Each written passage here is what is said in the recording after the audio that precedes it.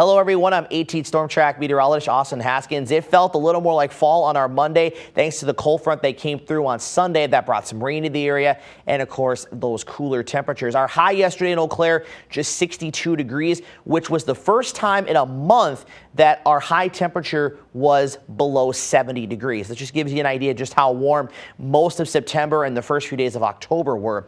But we have frost and freeze alerts in the forecast for tonight. We'll talk about that here in just a little bit.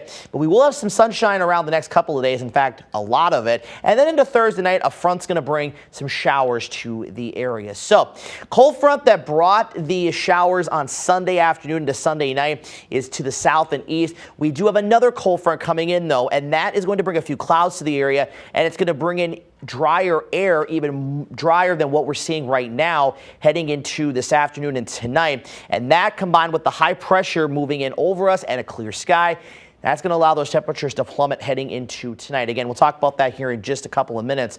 But those clouds passing through with that front today is about all we're going to see in the forecast. Otherwise, as we get towards the end of the day, skies will become clear once again, and they're going to remain clear tonight all the way through tomorrow. So hardly any cloud cover in the forecast with that dry air, of course. And then really the only time we see those clouds return, or the next time, isn't going to be until Thursday afternoon. As you'll see that here. So around 12:30, you can see those clouds on the far top left of your screen there. And then we'll see those clouds kind of increase as we head into the mid to late afternoon hours and into our Thursday night. Now, while it's not showing much here right now, some of the data is suggesting that with this front, it will bring a few showers to western Wisconsin. So the coverage about 20 to 30% overall. So not a widespread rain by any means, just a few isolated to widely scattered showers. And then we do have another chance for showers heading into the second half of this upcoming weekend and into early next weekend. We'll watch the trends on that. But that is looking to be at least our next, quote, decent chance for rain in the forecast. So highs today across the area, generally in the mid 60s with lower 60s up to the north. But tonight is when we're going to see likely the coldest temperatures of so far the fall season, and of course meteorological fall as well. As I'm forecasting lows in the upper 20s and lower 30s across the area. We have frost advisories in place for St. Croix, Pierce, Pepin, Buffalo, Trempealeau counties, freeze warnings for the rest of the area.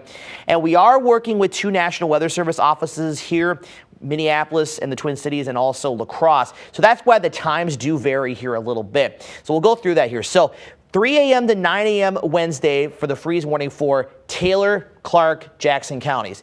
The rest of the counties in the freeze warning is midnight to 8 a.m. Wednesday. Then for the frost advisory, 3 a.m. to 9 a.m. for Buffalo and Trempealeau County, 2 to 8 a.m. for Pepin, Pierce, and St. Croix County. This is where we're going to have those temperatures again, upper 20s, low 30s. So if you have any sensitive plants or vegetation that could be impacted by the cold temperatures tonight, you'll certainly want to consider covering them up or bringing them inside if it is all possible. And again, looking at the frost and freeze risk, you can see as we go throughout the evening into the overnight hours, you can see those kind of grays and this kind of, darker teal color, if you will, are getting replaced by the blues. And again, once we go into those blues, you're looking into the chance for freeze, and then the dark blue is the freeze likely. So you can kind of see that here.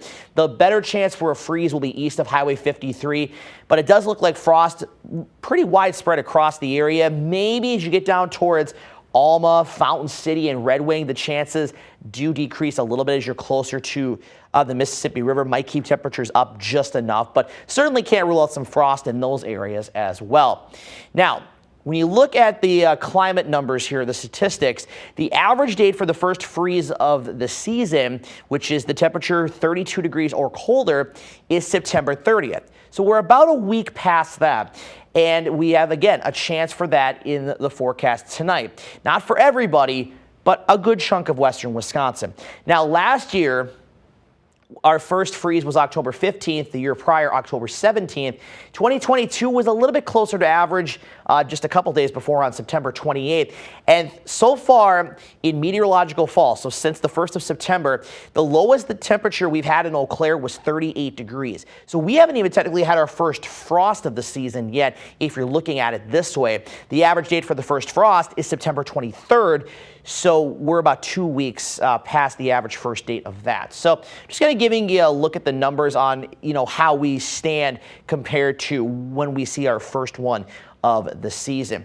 Now, we will bounce back to the lower 60s tomorrow, upper 50s northeast with a sunny sky. And then tomorrow night, it's still going to be chilly, but temperatures overall, thanks to a little bit of a southeast wind taking over, that will keep temperatures mid to upper 30s. But east of Eau Claire and Highway 53, could get down into that territory again with frost and maybe even a light freeze in some locations. Again, you look at the frost and freeze risk future track again, you kind of see that in parts of Rusk, Taylor, Clark, and Jackson counties. And then as we get towards Thursday morning, again, we're mostly now in the slight chance for frost and the chance for frost territory for western Wisconsin. But again, once you get closer to the Minnesota border, the chance for frost is lower. And again, that's because of a light southeast wind that'll be developing, which is a slightly warmer wind overall. But as we get into Thursday afternoon, mid to upper 60s. So despite the fact we're going to have these chilly mornings around, we're going to bounce back pretty nicely during the daytime hours. We're up to 71 on Friday with decreasing clouds, and then we'll stay in the upper 60s, lower 70s, maybe a few mid 70s over the weekend into early next week. And again, we're tracking those shower chances on Sunday and Monday.